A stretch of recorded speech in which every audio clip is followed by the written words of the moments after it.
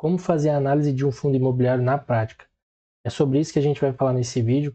Eu vou mostrar para vocês como eu faço as minhas análises para fazer os meus investimentos em fundos imobiliários. Não é a única metodologia, é a forma que eu utilizo hoje, funciona para mim, pode funcionar para você também, existem outras formas, é claro, mas é o que eu vou compartilhar aí com vocês nesse vídeo. Então a gente vai fazer aqui do zero uma análise completa de um fundo imobiliário, passando pelos principais pontos, até identificar se ele é ou não um fundo imobiliário bom para a gente colocar dentro da nossa carteira de investimentos. Primeira coisa que eu faço quando eu vou estudar algum fundo imobiliário é aplicar alguns filtros para já conseguir fazer uma redução ali na lista de fundos que a gente vai ter para estudo. Então, o primeiro que eu faço é em relação ao seu patrimônio líquido. Assim a gente já vai conseguir excluir vários fundos ali que podem ser ou muito pequenos ou muito novos na bolsa de valores, focando ali nos fundos que já possuem um patrimônio líquido maior, já são mais robustos, já tem vários imóveis dentro da sua carteira. A gente também já vai excluir alguns ativos que podem ser monoimóveis, né, que possuem somente um imóvel dentro da sua carteira de investimentos. Então a gente pode fazer esse primeiro filtro aí, que é o do patrimônio líquido. Então aqui no Investidor 10 a gente vem no menu de FIIs de maior valor patrimonial, e ele já vai trazer para a gente aqui o ranking de acordo com o valor patrimonial de cada fundo imobiliário. Então a gente tem aqui o Canip com 7,6 bilhões, então o maior fundo da nossa bolsa de valores, depois XPML, KNCR, HGLG, e por aí vai de acordo com o patrimônio líquido de cada um dos fundos, né? Nesse filtro eu gosto aqui de utilizar o valor mínimo aí de pelo menos 500 milhões, e assim a gente já vai excluir vários fundos menores ali, que às vezes também vão ter uma baixa liquidez, já vão começar a complicar um pouco em caso de a gente colocar ele dentro da nossa carteira de investimentos. Então, prezar pelos fundos maiores, tanto em patrimônio líquido quanto em liquidez, que assim a gente vai mitigar já o risco buscando ali os fundos mais consolidados, né? Vamos utilizar aqui como exemplo o segmento híbrido para a gente poder escolher o GARI 11 para esse estudo. Ele está aí com 1,2 bilhões de patrimônio líquido, né? E uma liquidez diária aqui de 4,7 milhões. Então, ele já atende também essa parte da liquidez muito boa para a gente. Vamos utilizar ele porque ele é um fundo base 10, fez uma movimentação recentemente, saindo ali do GALG 11 para o GARI 11, colocou vários imóveis dentro da sua carteira, e com isso passou a ser bem conhecido entre os investidores. Muita gente tem colocado ele na carteira, tem estudado ele, e aqui a gente vai fazer esse estudo detalhando todos os principais pontos aqui que eu acho importante nas minhas análises, é claro. Não é recomendação nem de compra nem de venda. Minha análise pode ser diferente da sua, não tem problema também. Você pode utilizar parte do que eu disser aqui para complementar na sua. Pode deixar nos comentários também alguma outra sugestão, caso você faça alguma coisa diferente da minha, beleza? Aplicado esse primeiro filtro, a gente já conseguiu identificar o fundo que a gente vai querer fazer a nossa análise. E o segundo item que eu olho é a questão da gestão. Então a gestora aqui do GARI é a Guardian. A gente já abre o site dela aqui, a gente tem que buscar algumas informações. Eu gosto de olhar o máximo de informações possíveis. Então, quanto mais informações sobre os fundos a gestão trouxer para a gente, melhor. Então, trazer ali guidance de dividendos, as operações de compra e venda que ela faz dentro do seu portfólio, alavancagem do fundo, o objetivo do fundo. Eles montam a DRE do fundo para detalhar para a gente todo o histórico ali contábil, né, das operações. Então, quanto mais informações a gente tiver, melhor para a gente, e isso quer dizer que a gestão ela é mais transparente, ela quer manter ali os cotistas informados, e isso traz mais segurança para a gente também. Então eu gosto de olhar aqui o histórico da gestão, né? A gente pode ver que ela foi fundada em 2020 por um grupo de renomados profissionais do mercado financeiro, com ampla experiência no mercado de capitais imobiliários, e ela nasce aí com a Caixa de Gestão de Recursos Independente, com foco em operações imobiliárias e de crédito estruturado. Então ela ainda é uma gestora muito nova no mercado, né? Tem apenas 4 anos de existência. Eu, particularmente, também gosto de olhar gestão, tempo de bolsa, de fundos imobiliários, de ações, seja o que for, pelo menos 5 anos aí. Mas aqui a gestão já está quase chegando nesse período, a gente pode fazer esse estudo normalmente, não vai ser um ponto excludente na minha análise, só pelo fato dela não ter os 5 anos completos, tá? A gente pode ver aqui também os fundos que ela faz a gestão. Então tem o GARI 11, o Game 11, Aqui nas informações do GARI 11 a gente vai poder ver todos os relatórios comunicados que ela gera para a gente. Então, a gente tem informe de rendimento, a gente tem fato relevante, os relatórios gerenciais. Um ponto que eu já identifiquei que a gestão não disponibiliza para a gente aqui no site são os informes mensais dos fundos. Então, caso a gente quisesse buscar alguma informação no informe mensal, a gente já teria que buscar outro meio, porque aqui no site não disponibilizam para a gente. Então, já é um ponto aí para a gente, qualquer coisa, mandar um e-mail para o RI solicitando que eles façam a inclusão dos informes aqui no site ou algo assim. Mas é um ponto bem específico que não vai gerar muito transtorno também, já que a gente consegue o informe mensal ali no site da CVM, ou até no Investidor 10, no Status Invest, a gente consegue fazer fácil essa informação. Já o terceiro item que eu olho nas minhas análises é a liquidez diária.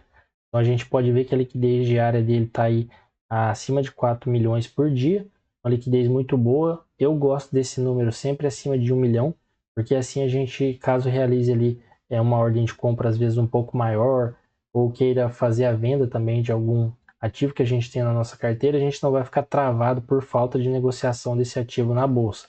Então, acima de 1 milhão já é tranquilo, a gente, como pequeno investidor, vai conseguir movimentar ali tanto compra como vendas bem tranquilamente. Quarto item que eu olho nas minhas análises é a questão da diversificação dos ativos dentro da carteira dos fundos. Então, eu busco sempre investir em fundos que sejam multi-ativos, multi-inquilinos e multi-regiões.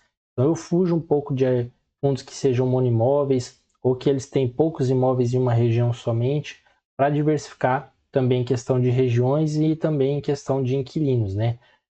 Um exemplo claro disso é esse efeito que ocorreu lá no Rio Grande do Sul, essa catástrofe que ocorreu lá. Se a gente tivesse um fundo imobiliário que tivesse centralizado seus imóveis somente ali no Rio Grande do Sul, provavelmente eles sofreriam um impacto muito grande. Então, por isso que é bom você ter ativos dentro da sua carteira que investem em diversas regiões. E a gente pode ver isso aqui no GARI quando a gente busca lá a carteira de investimentos dele. Então a gente pode ver que ele possui vários imóveis, né? Também em várias regiões, então multi-imóveis, multi-regiões e multilocatários. Ele tem uma certa concentração ainda nos locatários, são poucos locatários, mas mesmo assim não é somente um ou dois, né? Ele traz aqui o Pão de Açúcar, o Grupo Mateus, a gente tem também a Air Liquid. Um exemplo do risco de se investir num ativo monoimóvel e monoinquilino é a Torre Almirante. O Almi 11, ele tem somente o imóvel localizado lá no Rio de Janeiro, ele fazia locação integralmente desse imóvel para a Petrobras.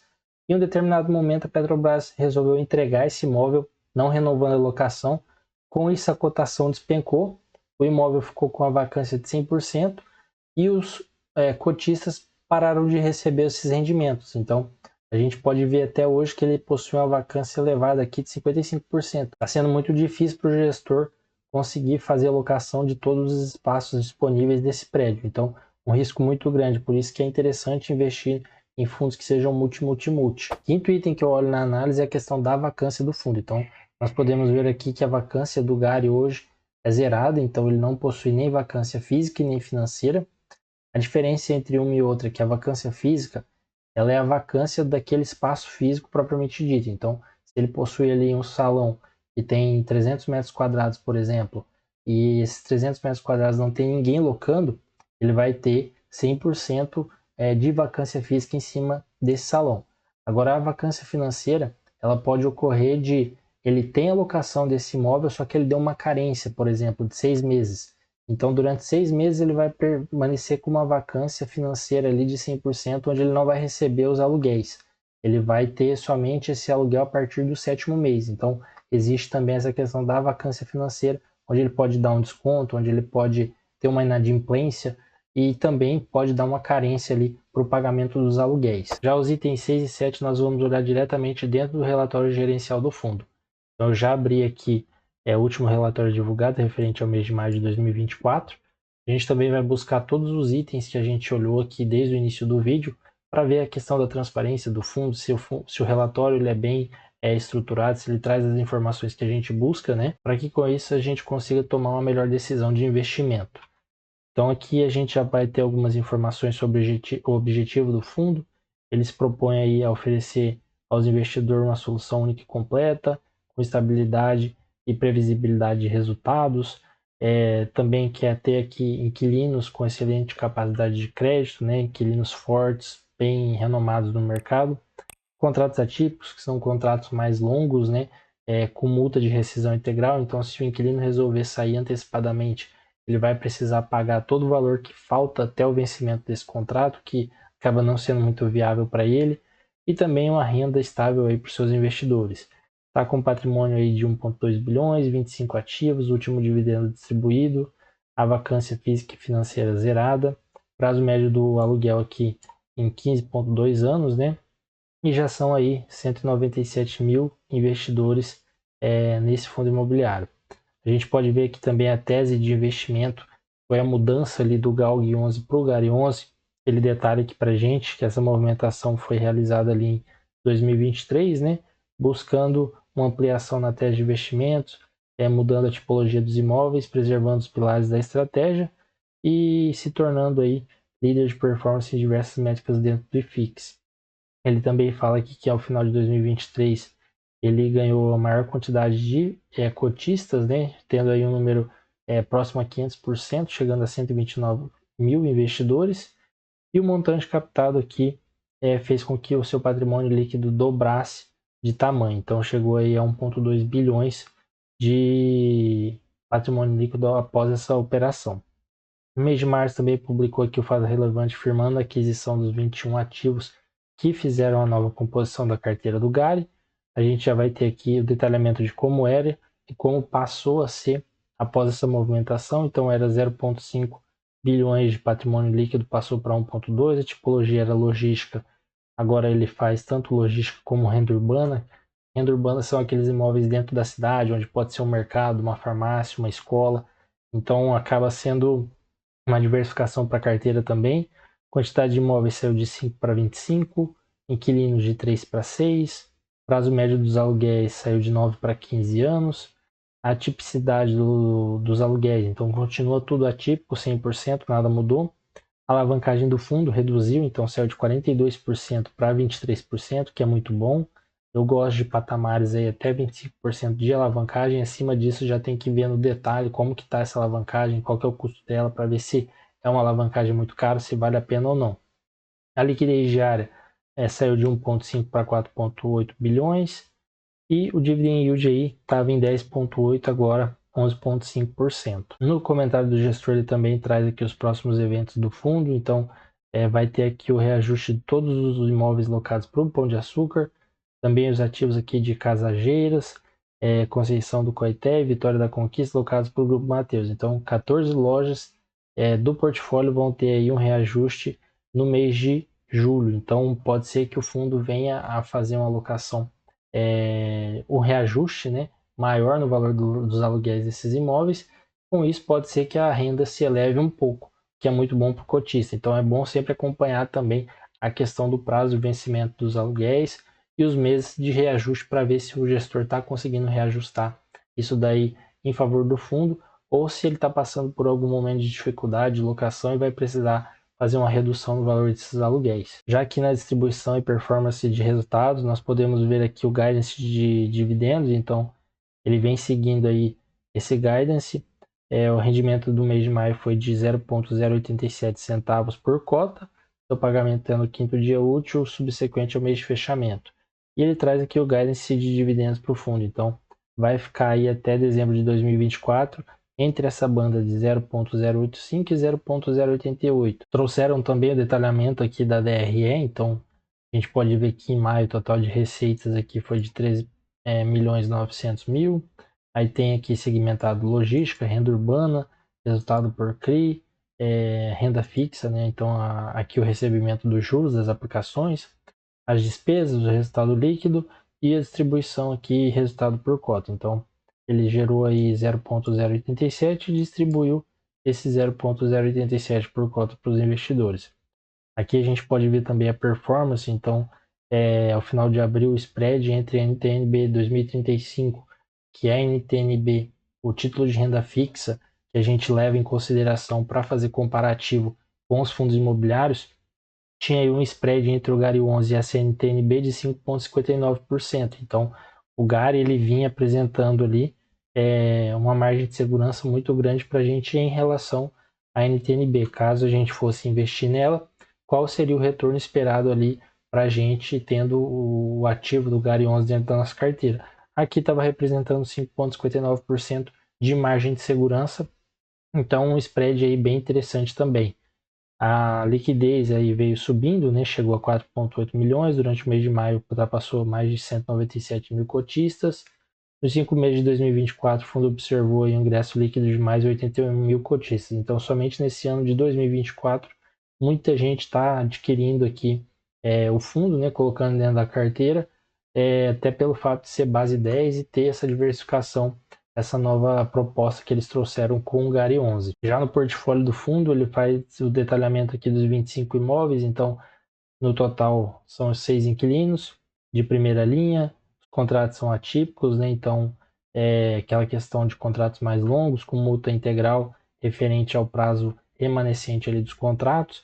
Aqui ele traz a diversificação entre renda urbana e logística, 51,49, os estados em que os imóveis estão localizados, a distribuição aqui em relação aos inquilinos e a tipagem dos contratos, então é 100% atípico. Eles fazem também o detalhamento do percentual que cada imóvel desse representa em relação à receita, né? Então 3,3, 1,9, 2,8, a gente pode ver que são percentuais bem pequenos e caso algum desses imóveis aqui precise ser fechado, algo aconteça com um deles, a gente vê que não vai acabar impactando muito na nossa receita, a não ser esse do BAT aqui, que vai ter um percentual de 27,5%. Então, é o que traz mais risco aí para a gente dentro do percentual de receita que cada imóvel gera. E aqui ele faz o detalhamento, né, de cada um desses imóveis, representação, tipo, né? Então, aqui esse Pão de Açúcar de Angélica é renda urbana, tem uma área locável aí de 2.479 metros quadrados, o contrato dele de 18 anos, do tipo atípico. E ele faz isso aí para todos os imóveis do seu portfólio. Uma coisa que eu gosto de fazer também é abrir o endereço de cada um desses imóveis no Google Maps para ter a minha visão dos ativos, né? Ver se realmente é isso mesmo, sabe como que é a fachada, como que é a região ao entorno de cada um desses imóveis, né? Porque a gente não consegue lá pessoalmente, então a gente faz isso daí através do Google Maps. Aqui ele faz o detalhamento dos locatários, então BRF, Air Liquide, Abate, Grupo Mateus, Grupo Pão de Açúcar, Almanara.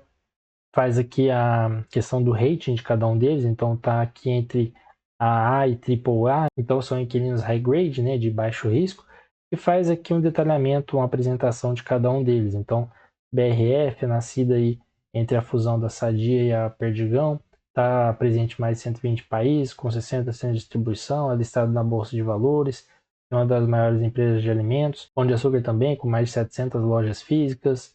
Grupo Mateus aí com 36 anos de história, maior do país na região ali norte e nordeste, então faz esse detalhamento também dos inquilinos da carteira. Na alavancagem ele faz detalhamento de como que foi feita a estruturação da operação para aquisição desses imóveis, né? Então foi estruturada aqui uma operação de CRI casada, onde o vencimento dos aluguéis vão casando com o vencimento dos CRIs e ele já vai pagando isso daí sem precisar vender ativo, fazer novas emissões, né? Então ele fez a aquisição desse portfólio no custo aproximado aí de 500 milhões, ele tem 710 milhões em disponibilidade, vai sobrar para ele aí 200 e poucos milhões, né? E depois de cumpridas as obrigações aí, o fundo ainda vai ter essa disponibilidade de 220 milhões, que é o cumprimento aí de quase 7 anos de obrigação das suas amortizações. Então, a disponibilidade do fundo 710 milhões, ele vai tendo aqui as disponibilidades, né? E ainda consegue trazer para a gente ali uma margem de segurança, um retorno em cima desse caixa que ele deixa aplicando ali. Aqui o patamar de alavancagem 23%, bem tranquilo também, como eu falei. E por fim, para saber se a gente está pagando caro ou não nesse fundo, muita gente utiliza o P sobre VP para fazer essa análise. Eu já não gosto muito de utilizar porque acaba sendo um pouco defasado, já que todos os anos ocorrem as avaliações dos imóveis dos fundos, né? Geralmente é precificado para cima, então às vezes isso daqui não reflete realmente o que é no dia a dia de cada um desses imóveis. Eu gosto mais de utilizar o cap rate, E a gente pode utilizar aqui como exemplo do Gary, o material de publicação aqui que ele fez para oferta, né? Então ele trouxe o guidance aqui das compras desses imóveis e o cap rate aqui está na faixa de 8%. Então a gente teria aqui um retorno de 8% em cada um desses imóveis. Isso já traz para a gente o que esperar do fundo. Se o cap rate daquele imóvel é 8%, a gente não vai conseguir fugir muito daquilo. O gestor vai precisar fazer isso daí através dos reajustes que vão ocorrendo com o tempo. E o cap rate ele significa o retorno que aquele ativo está trazendo para a gente em relação ao valor pago por ele. Então aqui a gente está tendo uma média de 8%. Se a gente compra Gary hoje e ele pague para a gente abaixo disso, quer dizer que a gente está pagando caro por ele. Se tiver pagando nessa faixa de 8% de dividend yield, a gente está pagando o preço justo dele. Caso a gente receba mais, quer dizer que a gente pagou barato por ele, ele está com um certo desconto. Eu gosto de utilizar mais essa métrica, acaba que se ela é um pouco mais realista, já que a gente vai ter ali já a previsibilidade dos rendimentos que aquele imóvel vai gerar para a gente, e a gente leva em consideração o valor pago por ele, né? E conforme forem tendo os reajustes anuais, a gente vai vendo qual que vai ser o reajuste desse cap rate em cima dessas novas avaliações. Bom, pessoal, então a gente passou aqui pelos principais pontos que eu olho durante as minhas análises: a gestora, patrimônio líquido, a liquidez, se é multi, a alavancagem do fundo, qual que é o retorno que ele traz para a gente. E com isso a gente pode ter uma visão mais ampla para dizer se aquele fundo é bom ou não. Aqui no Gary a gente pôde ver que ele atendeu a vários requisitos dessa nossa análise. O relatório também é bem completinho, ele traz bastante detalhamento para a gente. O único ponto que eu identifiquei foi aquela questão do informe mensal que não está disponível lá no site, mas é algo que também não gera muita incerteza ou alguma preocupação para a gente. E o Gary, sim, é um fundo bem interessante.